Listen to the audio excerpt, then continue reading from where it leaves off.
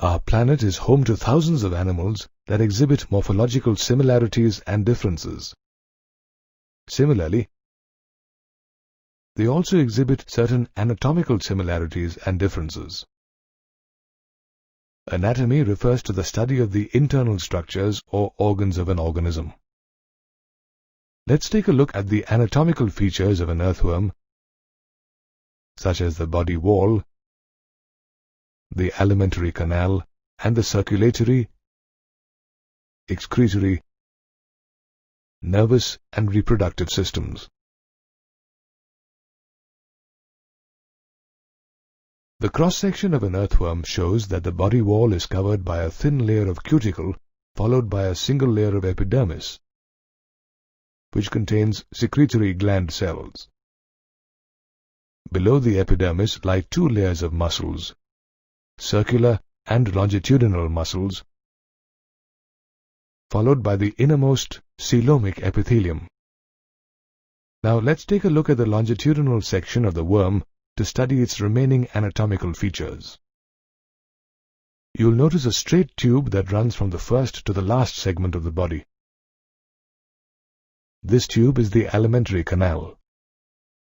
Towards the anterior end, the first segment bears the mouth, which opens into the buccal cavity up to the third segment.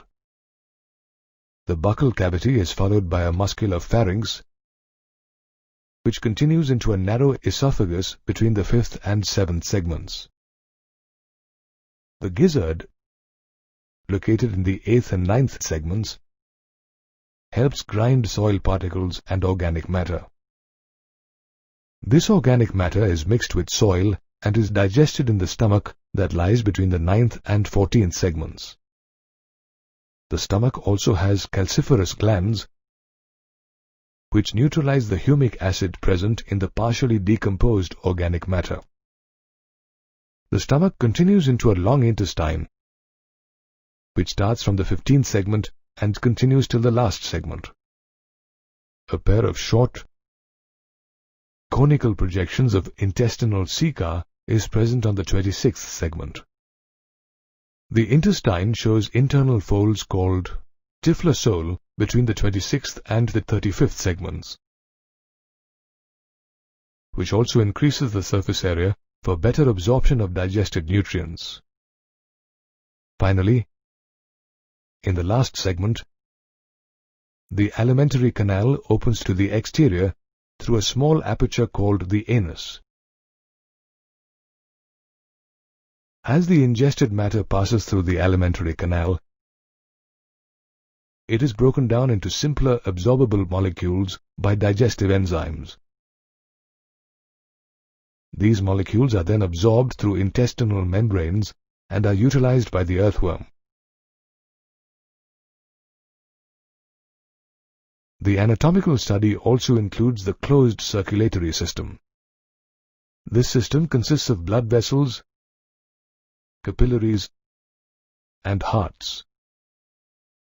Small blood vessels supply blood to the gut, nerve cord, and body wall. Earthworms also have blood glands between the 4th and 6th segments that produce blood cells and hemoglobin, which are dissolved in the blood plasma.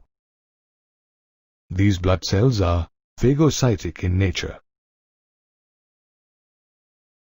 Moreover, the hearts, which are important organs in the circulatory system, help circulate blood in one direction. The nephridial or excretory system is also part of the anatomy of an earthworm. Earthworms have several nephridia that function as excretory organs. There are three types of nephridia, namely septal, integumentary, and pharyngeal. The septal nephridia are present on either side of the intersegmental septa between the 15th segment and the last segment, and open into the intestine. The integumentary nephridia are attached to the lining of the body wall from the 3rd segment to the last segment and open onto the body surface. The pharyngeal nephridia occur as paired tufts on either side of the pharynx and esophagus from the 4th to the 6th segments. All three types of nephridia have similar structures and regulate the volume and composition of body fluids. Each nephridium has a funnel that collects excess coelomic fluid. This funnel links to a tubular part of the nephridium from where waste is discharged through nephridiopores. The anatomical study also includes the nervous system, which consists of ganglia that are connected to a double ventral nerve cord. At the anterior end, in the 3rd and 4th segments, the nerve cord bifurcates, encircles the pharynx, and joins the cerebral ganglia to form a nerve ring. The cerebral ganglia, along with the other nerves in the ring, integrate sensory input as well as control the muscular responses of the body. Did you know that earthworms don't possess eyes? However, they have light and touch-sensitive receptors to help them recognize light intensities and ground vibrations. Besides, they also have specialized chemoreceptors or taste receptors, which help them respond to any chemical stimuli and are situated at the anterior end. Finally, let's take a look at the reproductive system. The earthworm is a hermaphrodite, which means that both male and female reproductive systems are present in the same individual. The male reproductive system consists of 2 pairs of testes in the 10th and 11th segments, with their vasa deferentia running up to the 18th segment. Here, the vasa deferentia and the duct of the prostate gland join to form a common prostate and spermatic duct, which opens to the exterior through a pair of male genital pores. In the 17th and 19th segments, a pair of accessory glands is found in each segment. Also, each segment from the 6th to the 9th bears a pair of spermatheca, which receives and stores spermatozoa during copulation. The female reproductive system consists of a pair of ovaries present on the intersegmental septum of the 12th and 13th segments. Below the ovaries are the ovarian funnels, which continue into the oviduct and join to form a single female genital pore on the 14th segment. Although earthworms are hermaphrodites, each worm mates with another worm. While mating, 2 worms lie in a juxtaposed position, resulting in a mutual exchange of sperm between the 2 worms.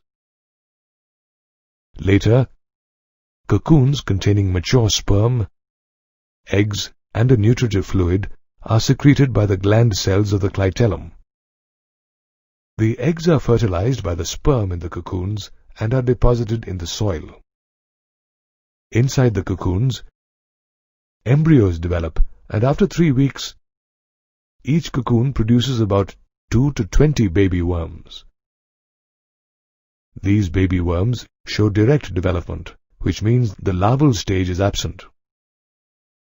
We've just studied the anatomical features of the earthworm, such as the body wall structure, alimentary canal, and circulatory, nervous, and reproductive systems.